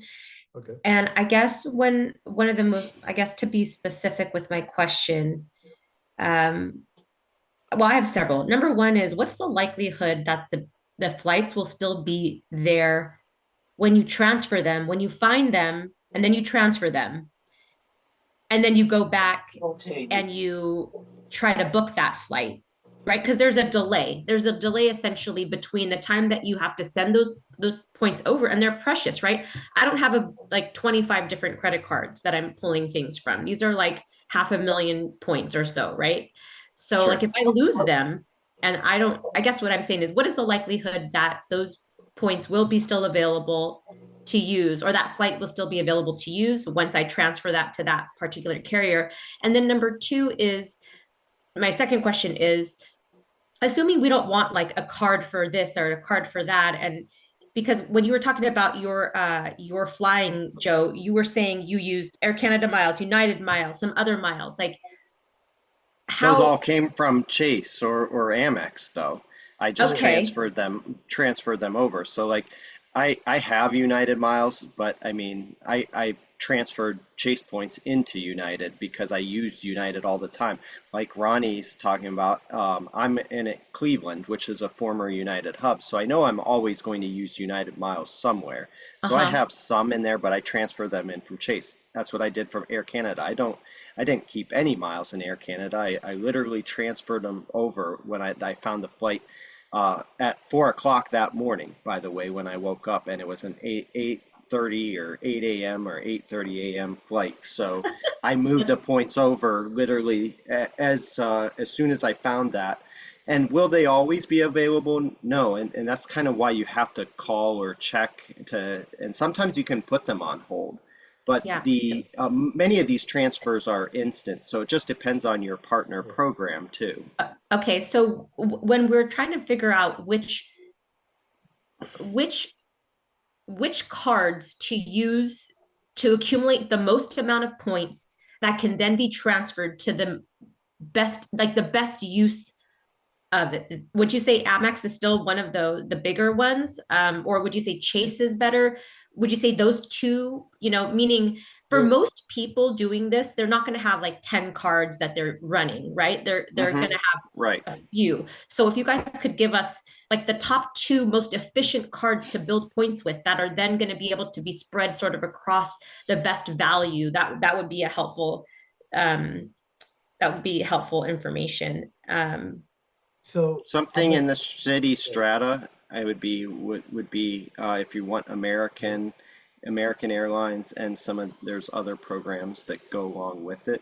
Okay. So if you get like a City Strata Premier or City Strata Elite, those are cards that could be interesting. Of course, the American Express Platinum family, I think the consumer card, the business card used to be my go-to, and it's just a card that's dead to me.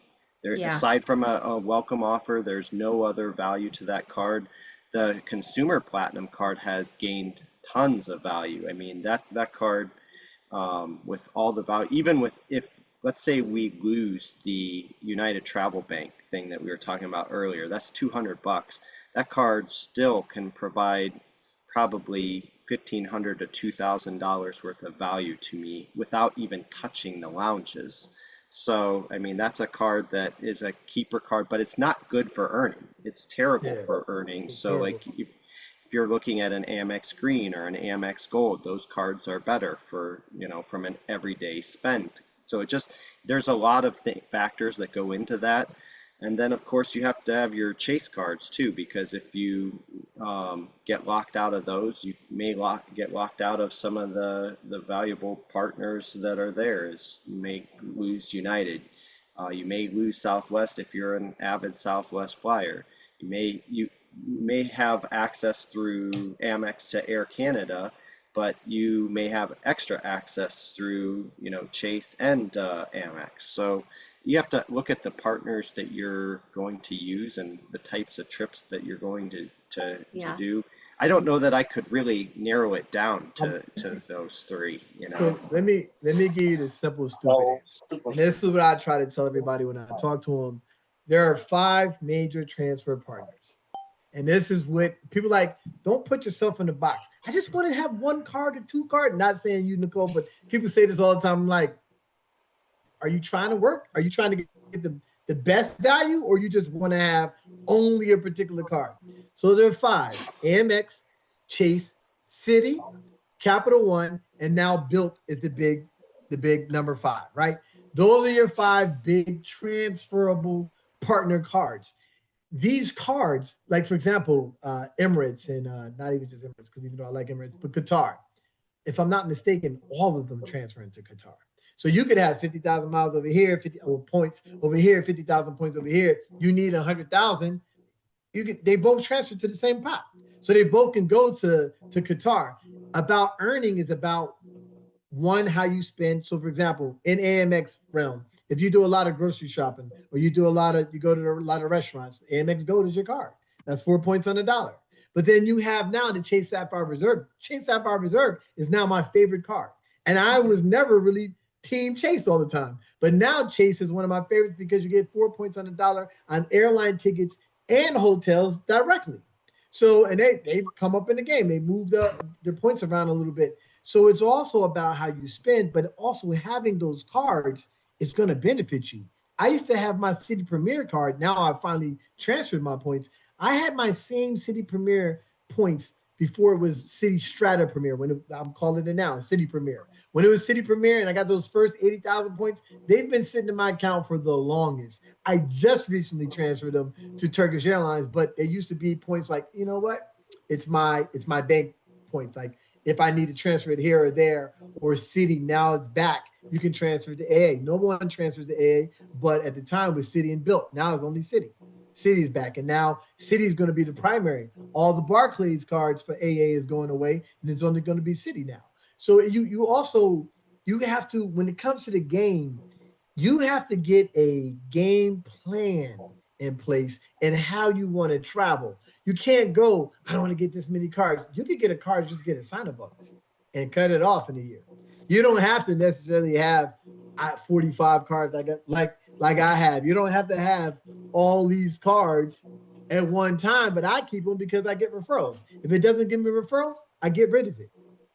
Everybody is not in the referral game. So yours could be like, oh, that's a good sign-up bonus. I'm about to fly Air Canada. Let me get their card. So that's less points I have to transfer over because you got the bonus sign up from the Air Canada. If you book, you say, what if I want to go book something? If you're booking last minute like Joe is, yeah, it might be quick. It might be gone. But if you're booking in advance, like I book, that I've never not been able to get a flight that I found that I booked for, like I'm booking now Phuket for next year. Like for example, right now, Turkish Airlines is annoying as hell. So I'm trying because I have my points already in Turkish now. So I'm trying to fly Turkish Airlines back from Phuket back home on January the 2nd. When I search it, it shows 4 seats available, and it shows these 2 particular flights that I'm looking at. These it's like a one stop in Istanbul, and it keeps saying it's not available. I called Turkish. I'm like, why is it showing up? Oh, it hasn't. They haven't made it available yet. I'm like, dude, why is it showing on the award sheet? Because they're waiting. It's gonna come up, and I have to put an alert and I have to wait for it. But that's because I'm booking in advance. The plane is not sold out. When his plane is not sold out, then there's a certain, like Joe was saying, there's a certain amount of award seats they offer at that point. And then, as it gets closer, if the seats aren't sold out, they offer 2 more and then 2 more until it's filled up where people will last minute book. But you can book in advance if you know where you're going to go, and having, like, sometimes when people get started, I say, have 3 locations you want to go to. You have 3 locations you want to go to, and when you want to go to around the time frame, plus or minus 3 days, we'll make it happen for you. I have yet to have anybody when I have a one-on-one and I book, and we haven't been able to book anywhere we're trying to go. But you have to also be flexible. If you like live in Fort Lauderdale, you got to be able to go, look, I want to go to Japan. Well, I know Chicago is the best place to fly from there. How far in advance, Ronnie? How far in advance? I'm like you. I've got kids. I've got a job. I can't pick up and take a flight tomorrow. So how far in advance would you say we have the best shot of getting award flights? I could use myself for an example. I have 4 people. I booked myself a year and left. So come January, I know that when I want to fly for Christmas, New Year's, like this year now, I waited till February. So it's 11 months out. It's not exactly 12 months, 11 months out. But I also fly. So my wife, we got it in my notes. We fly at the same time every year, all the federal holidays. My daughters, we're going for Cabo for spring break. I know when my kids spring break, boom, we're gonna book some there. For when they out of school, we're going in August. We're going to Monaco in south of France. I know they're out of school.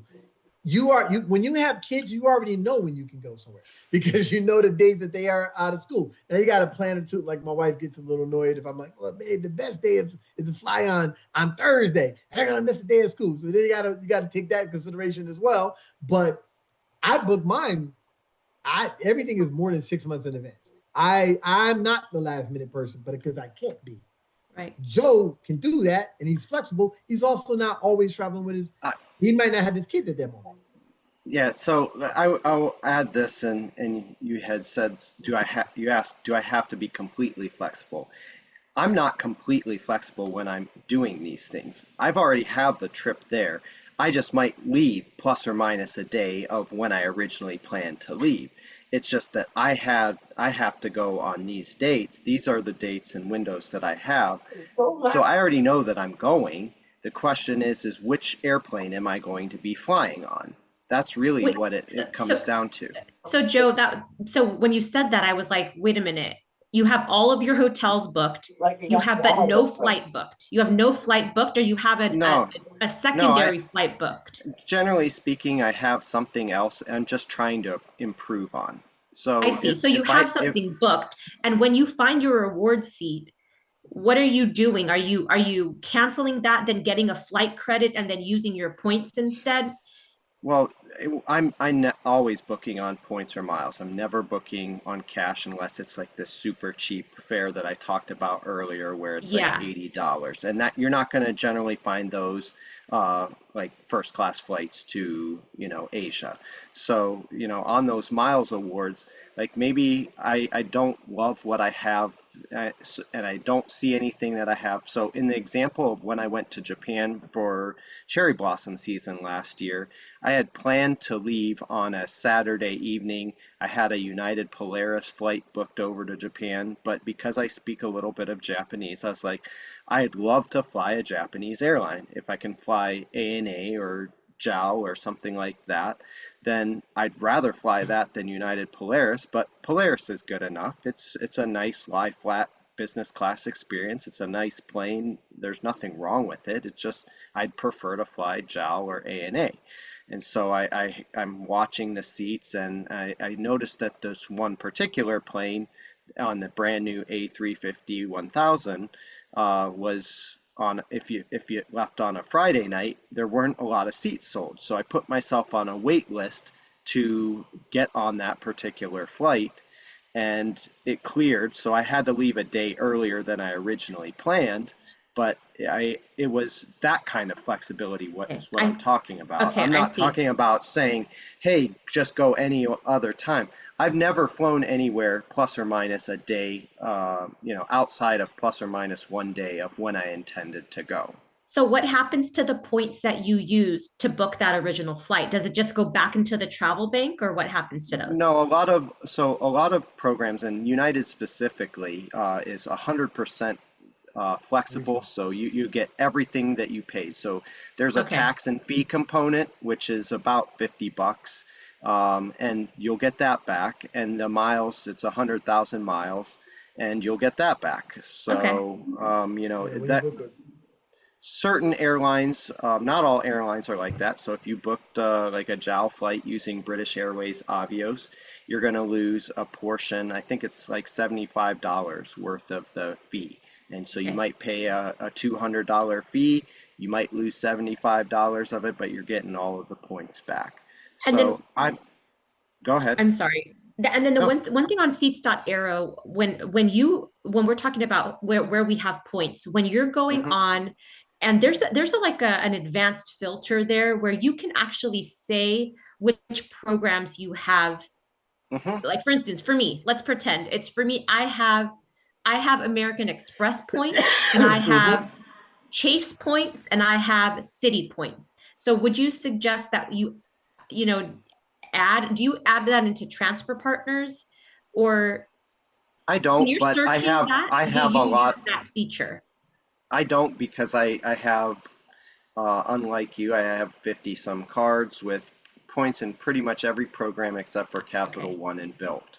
And so I can't get approved because I have too many cards and they don't like me. So I am not their target clientele, and they will not give me a card.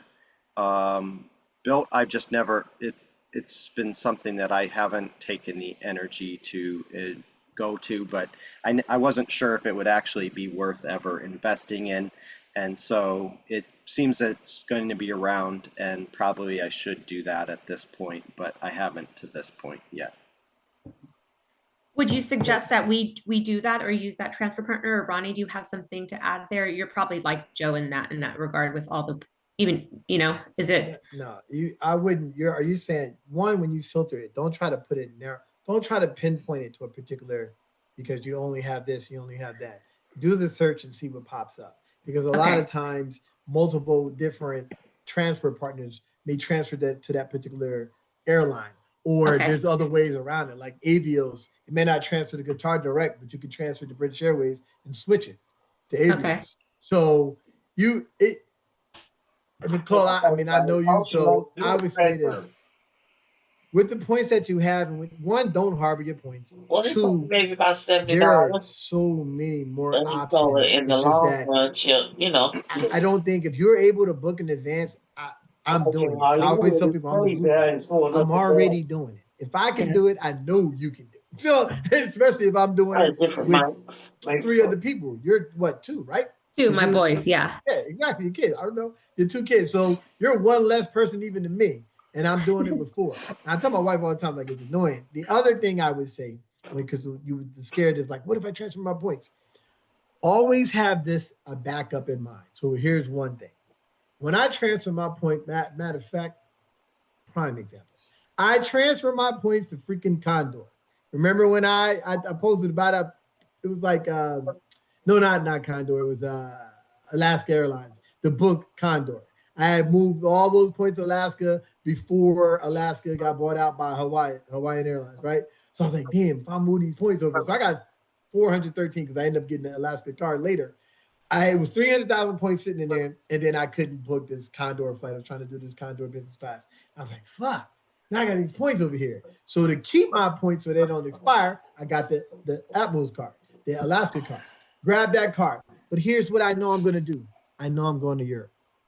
So when I know I'm going to Europe, and I know those points are going to expire, and I also know Alaska can do more things with Alaska airline point miles. So I know, like, all right, if I want to do this Condor, I know I'll fly to Germany. I know I'll fly to Germany to make that a hub to go to other places in Europe. So when you have your points and you do transfer it, just you have a backup plan. Like, all right, you know, if I don't get this seat, I know I can use those. I know that I fly Qatar so much. Now it used to be Emirates, taxes too high, moved all my points out of there. Now I have Qatar. I don't have them now because I just booked. I'm going to Phuket, but I had like 700,000 points in there, and I was like, all right, canceled one flight one time and ended up using like Delta wherever we went. I used other miles here, but I knew I was going to come back to Qatar. I know I'm going to use Qatar, and then if you have a backup plan in mind, have a B plan and then a C plan. All right, if B plan, I know that I want to fly to Maldives, and if that's not going to work, then I know that going to Qatar, I make Doha my hub to wherever else I want to go, because you always know that Qatar's miles are going to fly there. And then to back up to that, Qatar, you can just switch them to British Airways, Avios. You can literally just push a button and then switch to the British Airways, and you have options there as well. You can book Iberia. You can use Iberia. You can use Finnair. There are programs there that, you know, if you can't do it through one, that you may be able to do it through the other. And so Avios is never one of those that I'm really concerned about, you know, moving my points into either. But I feel for where you're coming from, because I had that happen. I know exactly what you're talking about, where you have this fear that you're going to get screwed by putting these miles into a program and then not being able to get them out. I had this very thing happen to me where I was trying to book Delta One to Hawaii for my family, and Detroit at the time had a brand new route that they were doing this for. I was not booking with Delta because they're so expensive, but I was using Virgin Atlantic. It was there and then it wasn't. And so what happened is that Delta actually was doing an equipment swap, which means they were changing out planes. And so I moved my points into Virgin Atlantic with the space actually being there. And then when I went to book, it wouldn't clear because the plane had been canceled and they were upgauging to a bigger plane. And so I had just moved in all of the points that I had from, I think it was American Express or Chase at that point, to be able to book just one way, four people one way. I had the points in the for the return in the other program. So whichever it was, I can't tell you, and I don't remember anymore. But that can sometimes happen. It's like you confirm the space with, like, I called Virgin Atlantic to make sure that they could see the space. They could. I moved the points in. I did everything right the way that I was supposed to, and I still got screwed.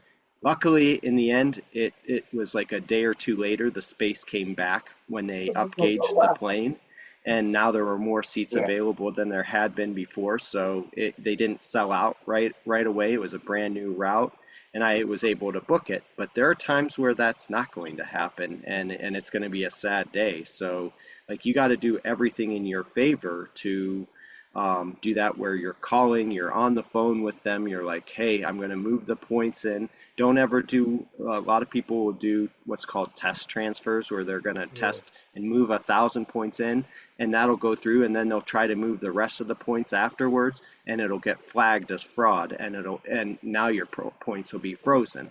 So just do the whole thing at once and get it done with and over, and that way you have less chance of fraud flags.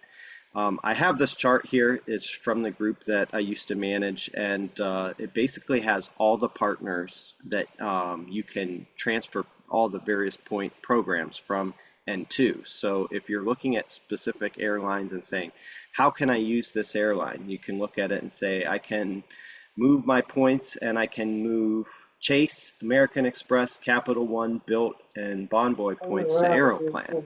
And if Aeroplan's the program I want to use, all you have to do is go right to award.travel/TPM. It'll go straight to this chart, and you can check out the chart. It's a free chart. If you want to pay $5.24, which is kind of a joke on the 524 rule from Chase, there's a higher upgraded visual of it, but I don't think it's necessary. You can just look at this basically for free and figure out all of the points that go to each of the partners that are out there.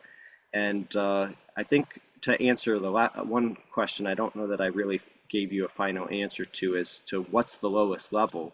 If you can find it with a partner of that airline. So for example, if you're looking at Delta and you can find the award on Virgin Atlantic, or if you can find the award on Korean or one of these other partners, then that's the lowest level. That's the only way to tell, because it's going to take you a while to figure out how to judge what the saver level is on any given flight, because there's so many flights to so many different parts of the world, and they all have different saver buckets, so to speak.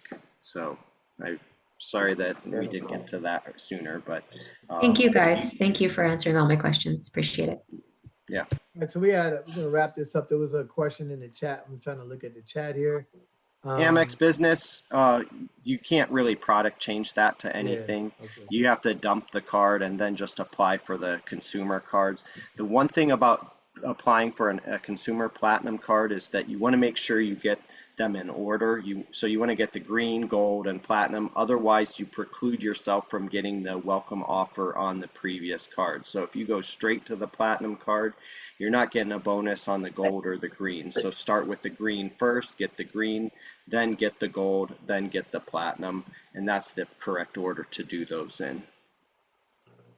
So, yeah, I personally turned off all my business platinums. I think I said it in the group already. I knew, I mean, minus the, what is that? The United Travel Credit. The credits just wasn't, the math wasn't mathing for me. When it went up to $895, I did use all my credits at the beginning of the year, and I cut them all off. You can't, with business cards, it's not the same as personal cards. So it's not going to show up on your, well, Amex is not going to show up on your personal credit. But at the same time, you got to be, like, I still have, I think, 10 cards with Amex. So for me, I cut them all off, but you also got to have, good report. You don't want to have only these cards. They'll see like, oh, you're cutting off too many. I just put in the reason in is because, the whole annual fee, and I just did them one by one. Boom, boom, boom, down the line. So you don't want to product change a business card. It's not worth it, because you're not going to get the bonus dropping it down. If you're not dropping it down to a no annual fee card, just cut it off. It's a charge card anyway. So it's not going to be a credit card where you're losing a credit or it's going on your personal credit score for it to go up or down. This is a charge card. Kaveen asked if we had a best airport when flying to Hawaii, and I've never really done those positioning points from LAX to SFO or anything like that. But to be quite honest, where I hear most of the award space to Hawaii is right now is from Seattle on the West Coast. So for me, I told her I did that. It depends on which one you're going. So Honolulu, there's a nonstop from Newark. I've done. It's nonstop from Newark. There's another nonstop. I feel like it's Philly. Yeah, there's two from O'Hare and United, but American just added one as well. Yeah, so then you've got one from Dallas. These are the ones where you'll find planes with lie flat seats typically as well. So if you go from Dallas, I think there might be one from, I don't remember if there's one from Houston or if they ditched that or not. So you used to have one that was kind of to be competitive with with AA, so United had one out of Houston, but I don't think that's there anymore, to be honest. So if you're going from San Francisco or LAX, you're flying a narrow body, generally speaking. So whether it's Alaska, United, American, Delta, you're going to be flying some kind of older, not lie flat seat. If that's important to you, if that's not important to you, then maybe, it doesn't really matter because you're flying with a family and you're just trying to get there. So quite honestly, I'd probably choose LAX out of the two of those just because SFO is a little bit more hub focused towards United, and you're going to be stuck with anything that's not United. And then so Kaveen, those are the free sites that here's the thing. You can't always be cheap in everything in terms of like if you don't want to be searching all the time, you want alerts. I love SeatsAero. And again, we're talking, I think it was 119, 129 a year. I think they're $10 a month, and if you can find a deal out there that's like a first time trial, it's like $80 a year for the first year or something like that. And a lot of people complain about having to pay for tools, but if you can just get one of these premium cabins, or if you're looking at it and saying, hey, I need 5 seats to go somewhere, and it sends alert. Now you don't have to spend hours and hours searching. You just wait for it to pop out that alert. Is that worth $80? To me, it's a no-brainer. So, but I don't know. It's like every person's different. Some people want to go old school and just do the searches themselves. It's like, go for it. If you're flying more than 2-3 times a year, the $80 is worth it. Even 129, I think it is. It's worth it when you're flying 3-4 times a year looking for award seats. And again, and if you're flying economy, sometimes I tell people if you're flying economy, there's always a lot of times nothing but economy seats available. So that's not going to be an issue. But when first class lie flat, it takes position in flight. No non-stops is possible for me to use alerts. So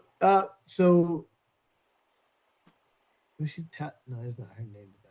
I forgot what her name. You told me before, but with SeatsAero, when you're repositioning, sometimes with SeatsAero, just look for example, Renee. Renee's flying out of Fort Lauderdale, right? She already knows that she's trying to go to Japan. Joe already told her easiest way is to go out of Chicago, ORD. So do your alert from ORD only. You don't do the alert from wherever you're coming from, because you've been doing the one-on-one and looking for yourself and see it as a shitty route, just go directly to the one that you need to, and then you just find your route up to where you need to go to reposition yourself. But again, you got to think outside the box. You can't. I know we always would love to give you, depending on where you live at. If you live in the Northeast, Jersey, Philly, like I live in the DMV. I'm never going to leave the DMV. I'm from Jersey because I have 7 airports within 4-hour drive. 7 airports. I'm never leaving from this area.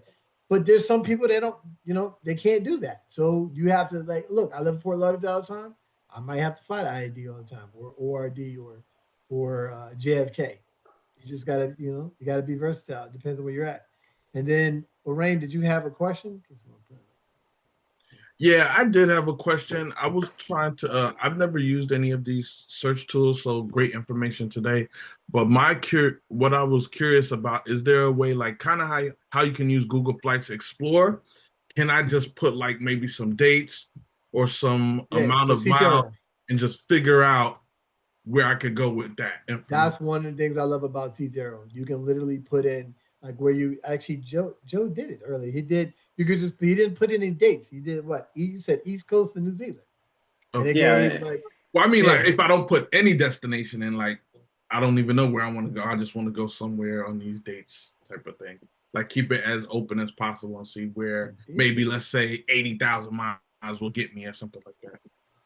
I felt like somebody had a piece to do that, but I don't know that there's really anything. Yeah, I know what you're talking about with Google Flights, because they'll just say you just put in I'm flying from such and so airport, and Right. You could and put no here's destination. yeah, You could put a filter based on the amount you want to spend. So I was wondering right. if there was a similar tool for points. I know Seats Arrow has location, but I feel like it's either one or the other. But you can do. Wait, no, they got Explore. Yeah. So yeah, let me share my. So you have the Explore view. So let me share this real fast. Explore views goes by region, and you can look up. While you're doing that, I'll answer a question about the calculations too. And so I saw that you all was sharing the Points Guy calculator, but generally speaking, how I like to look at my points is something that is going to be higher than what I would have cashed them out for. So if I can get cash back of effectively 1% or 2%, most cashback cards are 1%, but there are a couple of cards out there that are easy 2% cashback cards. Capital One and Citi Double Cash are no fee cards, or not Capital One, but the Citi Double Cash is a no fee card, and it earns 2% back. So that's generally what I'm looking to get out of each of my miles as a general statement. It's not something that's 100% accurate because all points have different values. But if you're looking at it and saying every point is returning 2% or greater, so therefore if the flight costs $300, then I'm hoping that it's 15,000 miles or less. And that's how I do my math. But if you're looking at it in terms of first class or business class, those types of cabins will often get higher returns because they cost a lot more, and your points, they don't require quite as many points, even though there's still a lot of points. For example, a Japan Airlines first class flight from Chicago to Tokyo is $15,000 to $20,000, but it's 80,000 American miles, which makes the return typically in the 18 to 20 cent per point, or 18 to 20 cent per mile. That's not what you're always going to get if you're flying domestically. It might be more like 1.5 to 2 cents per mile. But that's where, why people start looking at it and saying, hey, I want to use my miles to fly to, somewhere else, because now I can go somewhere else in a premium cabin. I can fly in a way that is not something that I can do every day with cash. And not only can I do that, but then I can go to somewhere like Vietnam and buy beers and food, for fractions of pennies compared to what they cost here in the United States. Right. So to answer, Lorraine, your question. So the way I knew I saw this, because I did it myself. I was like, I know I just did this. So you can search. I'll go back so you can see. There is an Explore view, but it's a little tricky in terms of you have to pick a particular program you want to use. So on the right side it says Explore, similar to like I'm so old school. I used to use Kayak. I use Kayak Explorer, but I do use Google Flights. It's a newer one. So you have to pick the program. So for example, let's say I'm picking. I think I just picked earlier, like United or something, or Virgin Atlantic is what I picked. So you can pick the mileage program, choose the region you're flying from. So anywhere in North Carolina, and then just say, North America, excuse me. And then for the region, I can say, I'm going to Asia, and then hit Explore. So what occurs is it'll show you everything. The first thing with the Pro version, but you can see I have Pro, is 60 days at first, but then you can hit off the whole year. So right here, click here, boom. So look, there's 100,000 points IAD, JAD. This is 418. Anywhere in Asia, it's going to pop up like that, and then show you, depending on what you have. Then you can look a year out. Now, when you look a year out, you just got to filter through it. Like you're going to have to do, so you go all the way down. Look at this one is, let me move my thing out the way. 344 different ones. 8,600 entries. Yeah, exactly. Different entries. So you come up here, you can say, all right, I just want to look at business class, lowest route. See what they have. But again, you're picking a particular region. This is what you were asking for, a region. But you have the other side. I wouldn't do the whole region unless you just, hey, I want to go somewhere. Doesn't matter. But it depends how flexible you are. Or if you don't explore. Go ahead, Rome actually has something that Yeah. does something close to what he's Close to it. explaining. It's called like Skyview or something like that. Yep. So But you you might have to want have, I look. think it's the paid version too. Because I have Yeah, the I free don't. one. I don't have that, but Yeah, I have the free version on that one for Rome. But yeah, I mean, these search engines, Seats Arrow has been good to me when it comes to finding the forward seats. Again, I search on it. You don't technically book here anyway. You still, when you click it, it'll take you to the site. You're right. still going to go directly to the site anyhow. I go to the But peak. I'll just go to the site. So I don't even always click from here. I'll just go. So there's one of the things that Joe does that I do as well. The reason why he didn't say it, but the reason why I do it, I'll look up Google flights, or in my case, sometimes Kayak. I'll look and see who flies there. So I'll go, all right, you know what? These airlines all fly from, the DMV area. They all these different airlines fly there. So then when I go on Seats Arrow and I look for the search, I noticed like Emirates was one of those flights, but Emirates is not shown on here. So I go, all right, I'll look at whatever it does show here for the points and miles, and then I go directly to Emirates and see what it looks like what Emirates, because I know Emirates flies there, or Qatar, or whatever. So I go on Google Flights or Kayak just to see who flies there. So then when I do my search, if I don't see one of these particular airlines as an option of points, sometimes I can just go directly to the source. I know Emirates flies this. Let me see if Emirates has it available, because it's a lot of times Emirates may have it, just on Emirates. It's not populating here. So I do that just for, check and balance as well. But I do the same thing. I search, see what the price is. See, I don't pay. I haven't paid for flight cash. I don't know how long. So, and internationally, I haven't paid for one. So, but if the price for some reason was cheap, maybe $200-300, because I'm always thinking I gotta do times 4. So for me, it's like anything more than $300, I don't want to pay. It's like that's $1,200. I'm not trying to pay. So for me, I'm always looking times 4, and it's always gonna be points and miles that I'm trying to get there.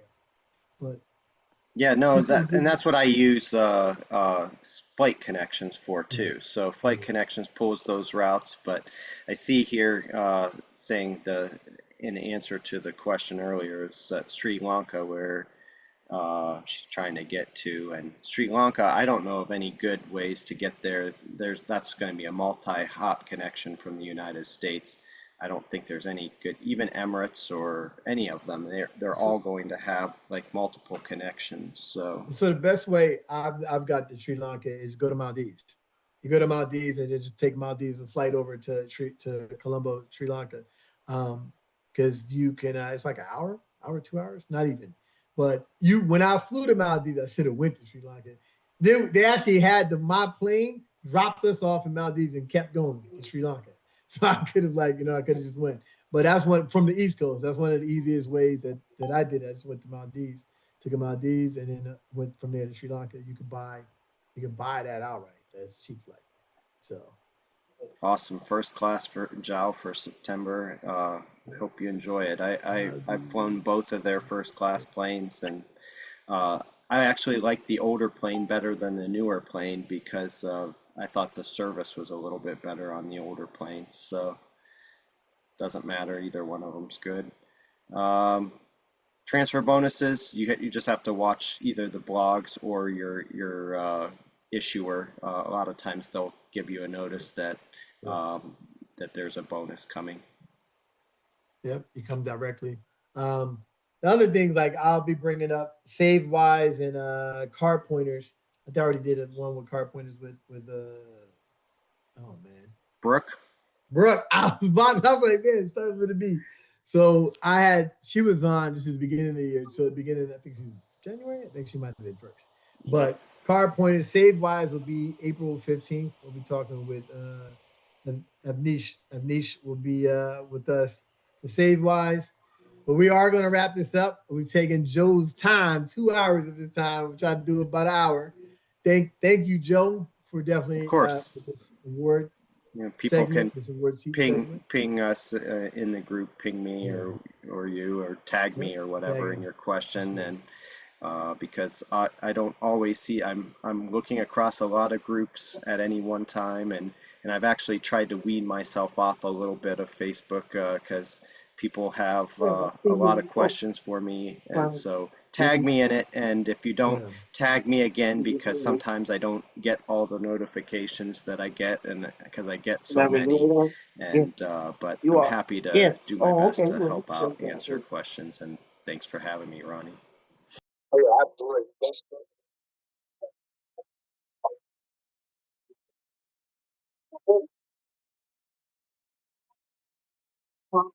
Yeah.